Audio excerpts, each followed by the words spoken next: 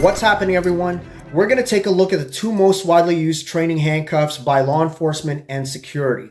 It's the ASP Model 400 and BlueTrainingCuff.com.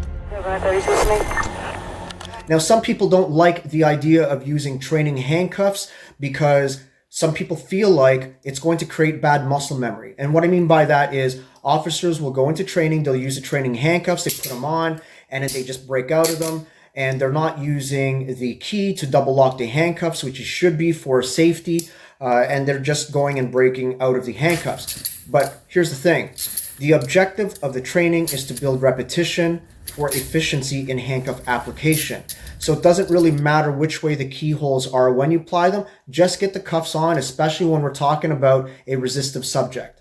The first pair of training handcuffs we'll take a look at is made by ASP, which is Model 400. So just like your duty handcuffs, the live set, it does feature the operational and swinging single strand or single bar on both sides. It also has the keyhole as well as the double lock. So just like your live handcuffs, if I were to double lock these handcuffs, again, it doesn't open. If I wanted to disengage it, I'll use the key and I'm able to now release the locking mechanism, or I can relock and re-engage the double lock using the keyhole. The difference with these ones from the live set is when I actually put these on, I can actually break out of them at the same time.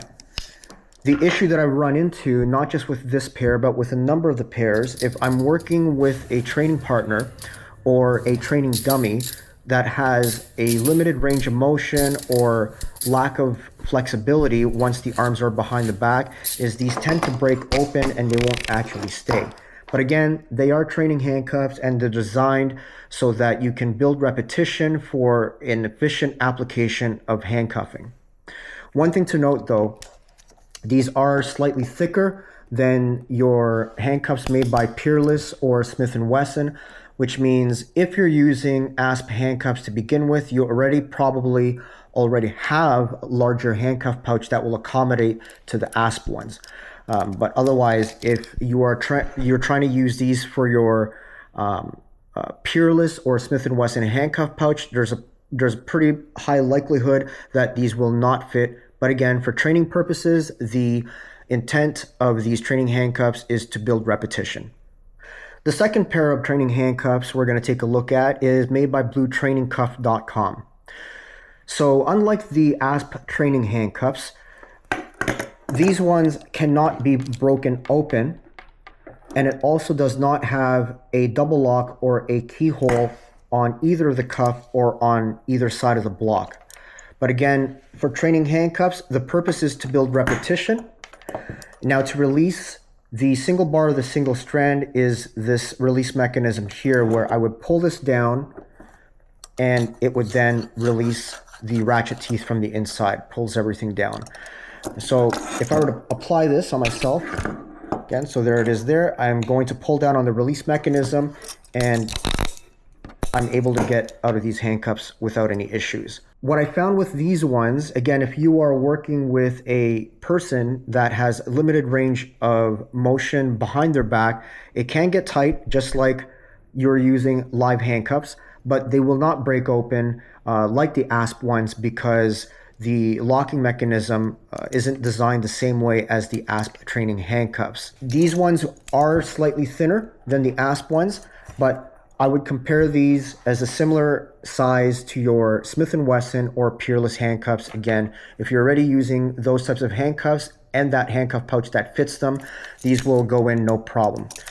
I also did find with these ones, the quality in terms of the hinge and how they swing through were a lot more free and easier to apply.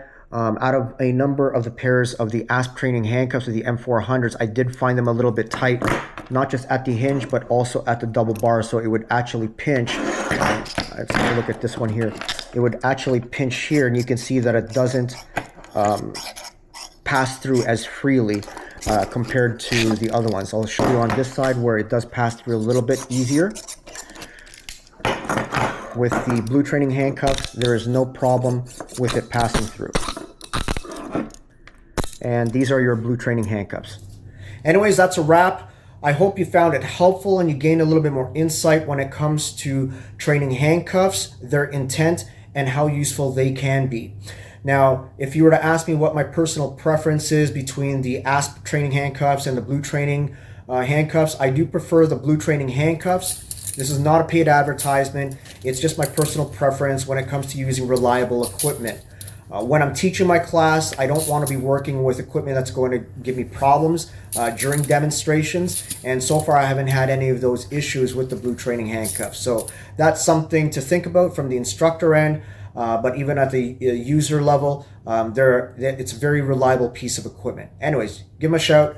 Check it out. I got the link below, and train with purpose.